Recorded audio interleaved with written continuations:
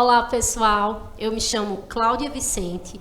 Vou estar aqui com vocês nesse momento, falando um pouco sobre história. Eu quero convidar vocês para assistirem essa aula, onde a gente vai saber um pouco mais sobre a história do Brasil em alguns de seus momentos que foi importante para a sua formação e constituição enquanto Estado Nacional. Então, eu quero convidar você para, neste momento, entender esse eixo temático da história do Brasil, que é a questão da República e as mudanças políticas e socioculturais que se deu ao longo do processo de surgimento da República, desde a sua proclamação em 1889 até essa nova república ou período de redemocratização que a gente vem ter ali por volta da década de 90. No entanto, eu gostaria de informar que, devido ao tempo, é normal que essa apresentação se dê de forma pontual. Imagine que a gente vai analisar mais de um século de história. Então, não tem como abarcar todo esse conteúdo em apenas 25 minutos.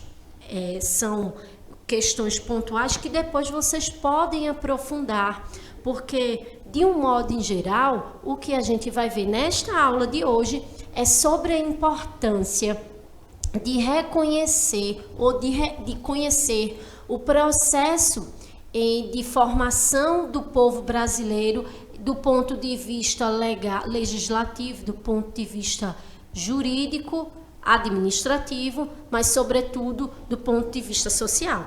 Vamos lá? Então, vejam só.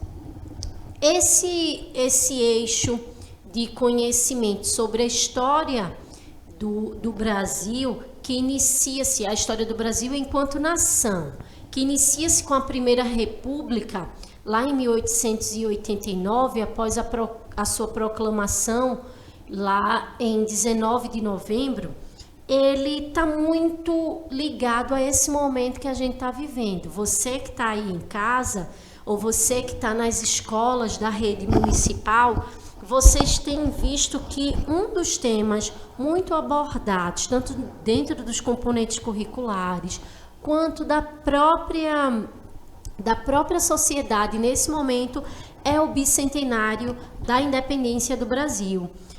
Então, para que essa Primeira República acontecesse, uma série de acontecimentos foi necessário, ou a partir dessa série de acontecimentos, essa república ela se consolida.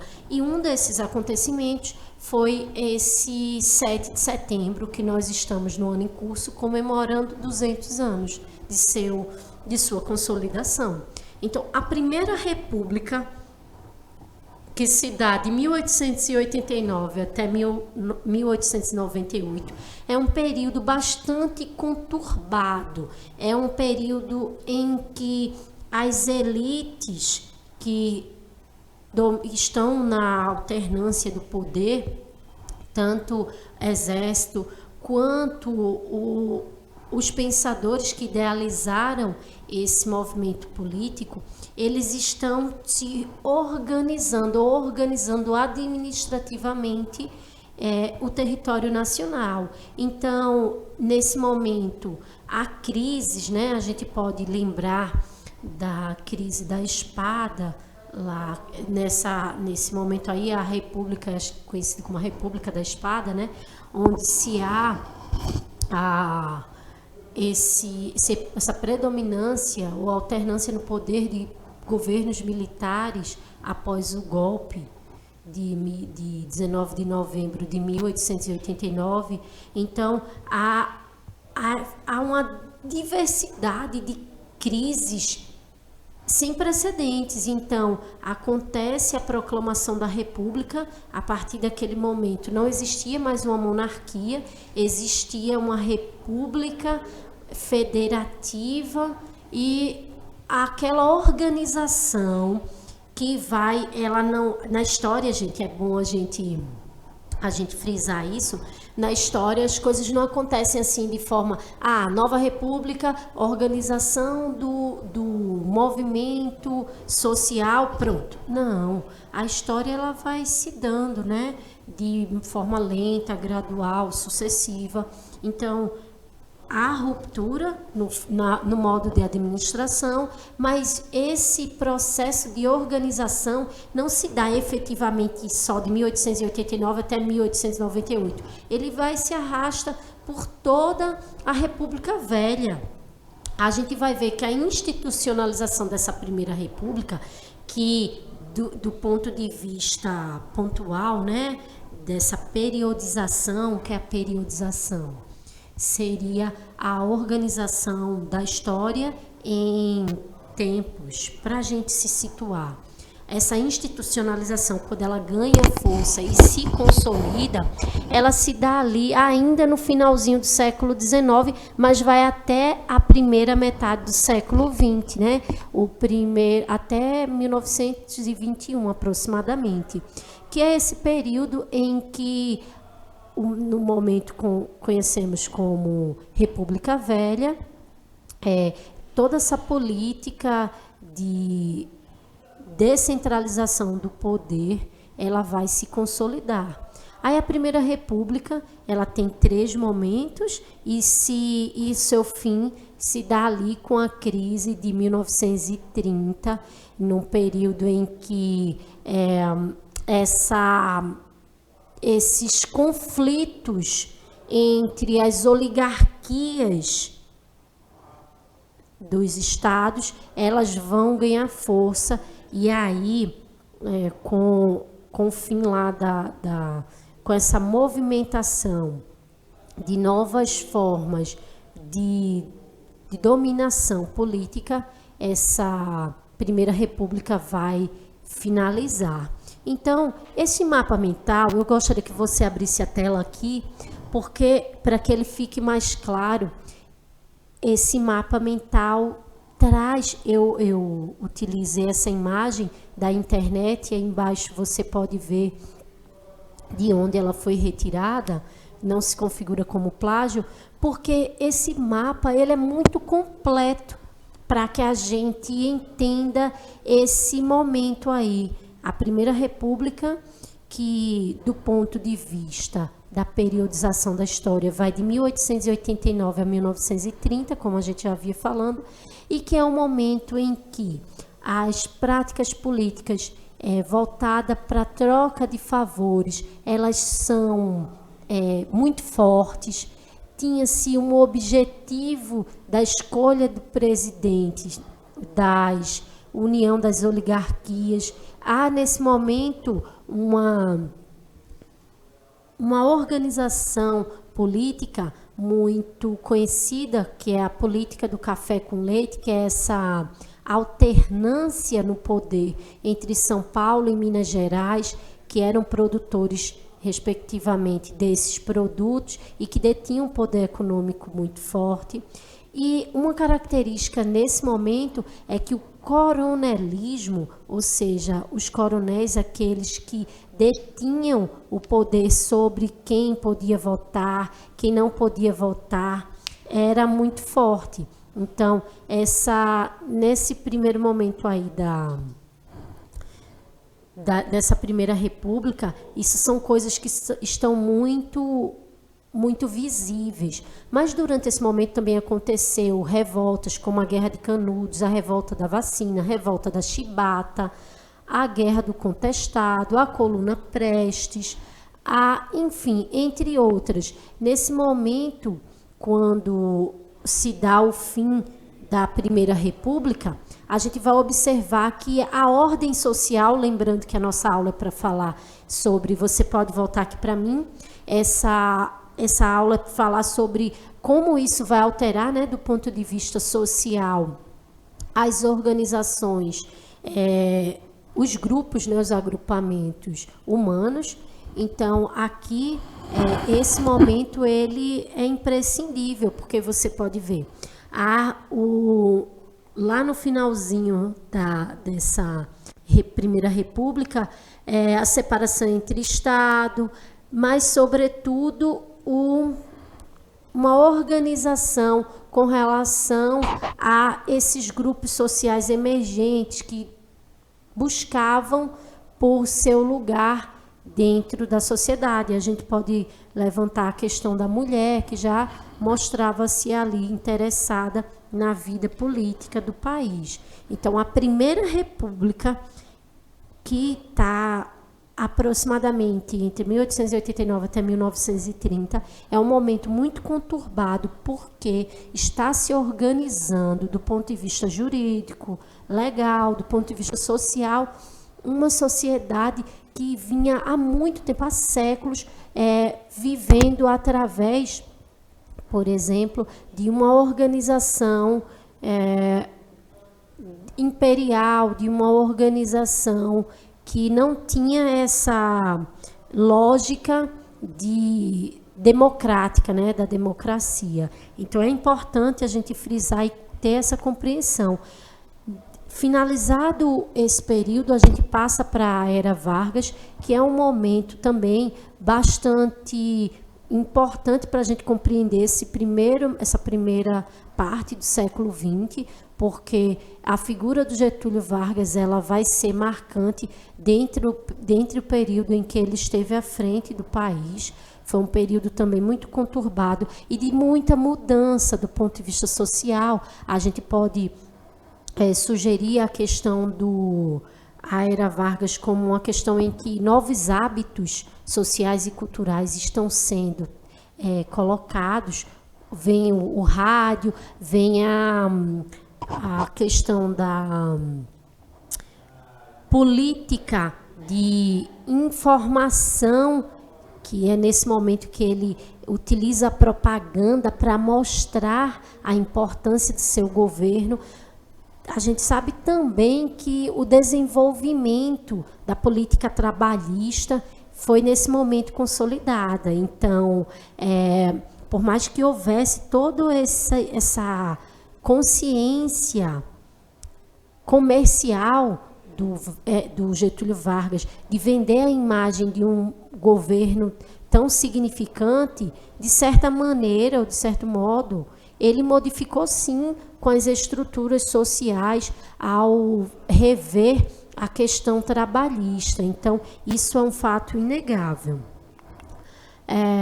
Com relação à Quarta República, a gente pode dizer que assim quando finaliza esse momento aí da Era Vargas, a gente vê que novas formas de olhar a administração, elas passam a ser trazidas. E o fim da Segunda Guerra Mundial e as ideias trazidas de liberdade e democracia foram fundamentais para isso. Então, esse período que a gente chama de Quarta República, por exemplo, é um momento na história em que a influência dos acontecimentos a nível global vão determinar como o funcionamento democrático ele vai se dar. Porque, assim, com essa realização de eleições diretas e enfraquecido como a figura do Getúlio Vargas vinha, o golpe de Estado foi inevitável. O Getúlio Vargas tinha consciência que ele apoiando ou entrando na guerra porque tinha o interesse para o desenvolvimento da siderurgia no Brasil, da indústria. Ele sabia que isso geraria consequências. Então, por que eu estou mencionando isso? Porque para entender a história, é preciso saber, pessoal, que nada se dá de forma aleatória. Então, de todo modo, entender que para acontecer a Primeira República foi necessário uma série de fatores contribuir com isso. E, consequentemente, ela influenciou essa Era Vargas, porque para Getúlio Vargas chegar ao poder, ele vinha correspondendo a uma insatisfação de outros governadores de estados que não estavam nesse eixo, Rio, Minas, Rio, São Paulo, Minas.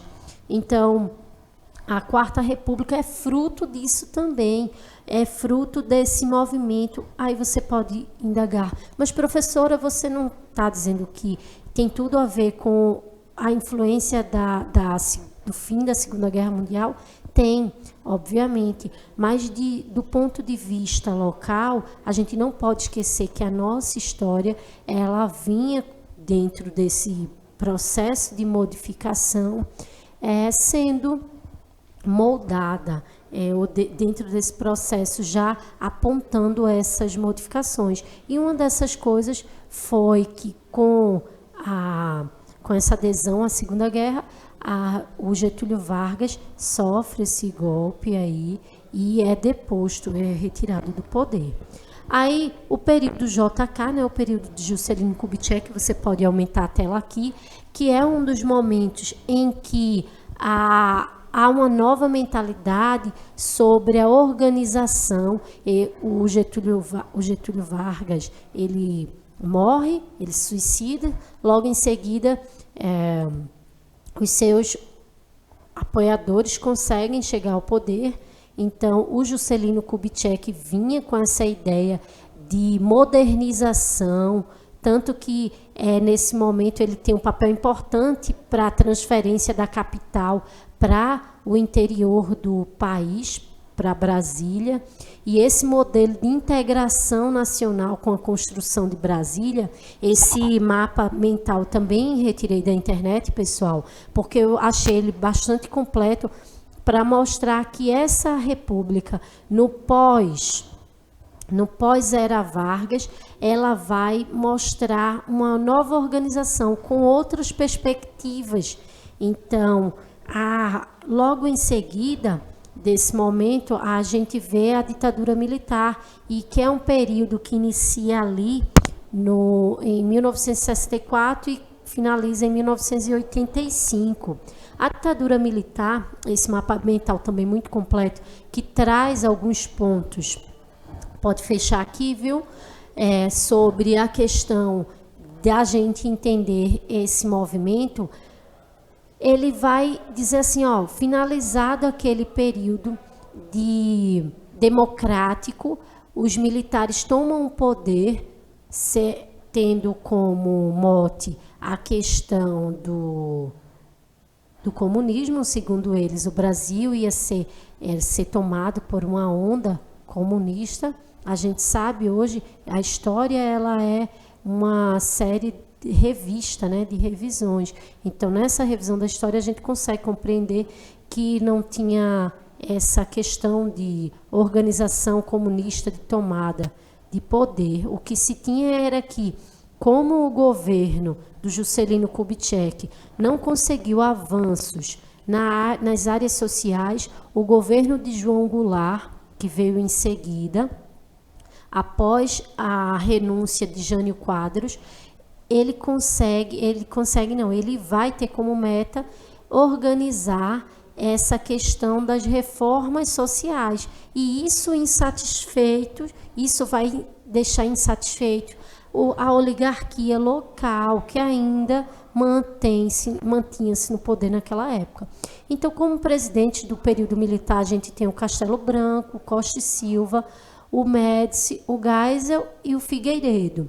Esse golpe, né, que não havia essa alternância democrática no poder, vai até 1985 e foi apoiado por empresários, pela imprensa, pela classe média e, sobretudo, pelos Estados Unidos. Foi um período bastante conturbado, porque vocês podem observar aí essa abreviação AI-05, que a gente chama de atos institucionais, que previam censuras, previa tortura, sequestro, execuções de pessoas que se mostrassem contra essa organização política. Em contrapartida, na década de 80, o movimento das diretas já começam a pressionar essa organização política para o seu fim.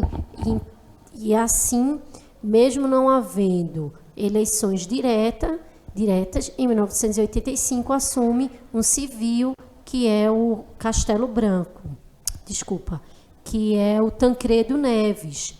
Como ele não chega a assumir, o seu vice, o José Sarney, passa a ser o presidente. Mas a nova república só vai se dar a partir de meados de 1990, porque só a partir de 1990 é que se dá essas eleições diretas. Então, esse período a gente chama de período da redemocratização. Então, em 1989, a primeira eleição direta para presidente pós esse período aí de ditadura vivido de cerca de 20 anos, 21 anos aproximadamente. Então, o primeiro presidente eleito foi o Fernando Collor de Mello, que vai renunciar após vários escândalos em 1992. E, em seguida, a gente tem presidentes eleitos diretamente. O Fernando Henrique Cardoso, depois o Luiz Inácio Lula da Silva, a presidenta Dilma Rousseff, que é a primeira presidente nesse período democrático a passar por um golpe de Estado, a que chamam-se de impeachment, por questões jurídicas. A história já vem apontando para essa garantia de revisão desse momento, dado as ordens que o geraram. Logo em seguida, tem o atual presidente, que é o Jair Messias Bolsonaro. Então, a importância da gente entender essa nova república é compreender que essas mudanças históricas que se dá desde a República da Espada, ou da Primeira República que a gente vem mencionando, elas são decisivas para compreender esse nosso lugar, o papel que desempenhamos nessa sociedade em que estamos inseridos. Porque, vê só, quando nós estudamos história, a gente não estuda história pensando que vai entender o presente a partir do passado, ou para não repetir os erros do passado. Nenhum historiador sério tem essa compreensão, ou passa que é isso, que é essa a nossa função, porque a gente não prevê futuro. A ideia do historiador, da historiadora, ao trazer todos esses pontos, é mostrar como o nosso presente ele está repleto de passado. Se você não entender, por exemplo, que a nossa nação, ela se deu dentro da sua formação social a partir de várias arbitrariedades, você não vai compreender, por exemplo, a minha fala anterior ao dizer que a presidenta Dilma passou por um golpe. Certo? Então, esse olhar revisionista da história, ele precisa estar imbuído, ou ele precisa chamar atenção para a necessidade do historiador trazer pontos que mostrem como a sociedade brasileira ela não tem essa familiaridade com a democracia. Talvez isso explique muito a gente saber hoje que tem pessoas que pedem, por exemplo, o retorno da ditadura militar. Certo? Então, é necessário compreendermos, sim, o passado, mas sem esvaziarmos o presente. É necessário entendermos que a função da história, hoje, ela é primordial para que possamos conviver numa sociedade que respeite as diferenças e que entenda toda a dinâmica que a mantém. Então, eu gostaria de agradecer a vocês por terem ficado até aqui agora, né? Mesmo que de forma pontual, compreendendo sobre a história do nosso país de forma tão... de forma que possa nos colocar enquanto pessoas que pensam sobre o processo social que nos formou, né? Então é isso, pessoal. Até uma próxima aula. Vejo vocês aí falando também sobre história. Convido vocês a abordar mais sobre esses temas que a gente colocou e não deixar de problematizar o que vocês lerem com relação a esses períodos históricos que nós mencionamos, tá bom? Então, um forte abraço e até uma próxima.